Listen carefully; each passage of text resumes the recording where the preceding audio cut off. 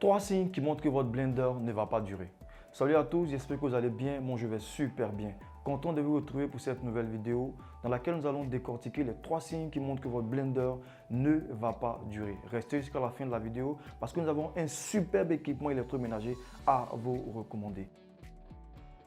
Le premier signe qui montre que votre blender ne va pas durer, c'est bien sûr l'odeur de brûlé due à la mauvaise qualité du moteur lorsque votre blender est en marche. Pourquoi?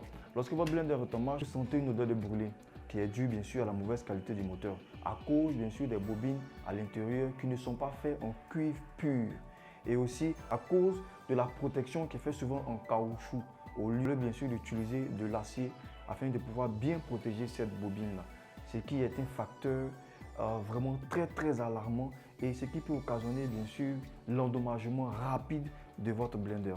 Le deuxième signe qui montre que votre blender ne va pas durer, c'est bien sûr la puissance du moteur. Ici en Côte d'Ivoire, la plupart des blenders qui sont vendus ont des moteurs qui varient entre 350 et 400 watts. En général, un bon blender a un moteur qui commence à partir de 500 watts. Et si vous voulez écraser des aliments un peu plus solides, nous vous recommandons des moteurs qui sont compris entre 800 et 1000. Mais pour être plus à l'aise, les moteurs de 1000 watts sont recommandés dans vos cuisines afin de pouvoir écraser tout type d'aliments. Lorsqu'un blender a un moteur qui est en dessous de 500 watts, sachez que facilement il peut s'endommager lorsque vous l'utilisez pour écraser des aliments solides. Le troisième signe qui montre que votre blender va s'endommager, c'est bien sûr le poids de la base de votre blender. La base de votre blender, c'est juste en bas ici. Et lorsque vous le soulevez, j'enlève le bocal rapidement pour vous montrer. Il faut que votre blender ait une base très solide, très lourde. Pourquoi très lourde? En général, on veut des blenders faciles à transporter, légers. On se dit peut-être que ce sont des bons blenders. Et je vous assure que c'est archi faux. Un blender qui a une base très lourde demande d'abord de la qualité de la bobine. Parce que là, lorsque la bobine est en cuivre pur, elle est solide.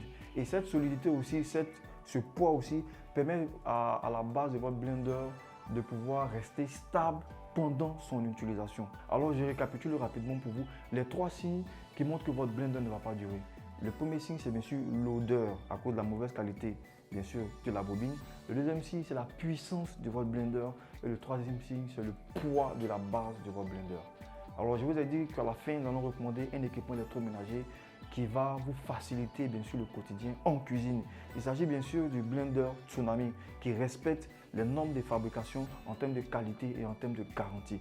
Vous avez un blender Tsunami avec une puissance de 1000 watts qui va vous permettre de pouvoir écraser et de mixer tout type d'aliments, je dis bien tout type d'aliments, avec deux bols. Le bol principal qui est en verre avec 6 lames à l'intérieur en acier inoxydable, 20 000 tours minute, facile à utiliser. Le bol secondaire aussi qui est en acier inoxydable avec bien sûr 4 lames à l'intérieur, une capacité pour le bol principal de 1,5 litres et pour le bol secondaire bien sûr de 1,2 litres.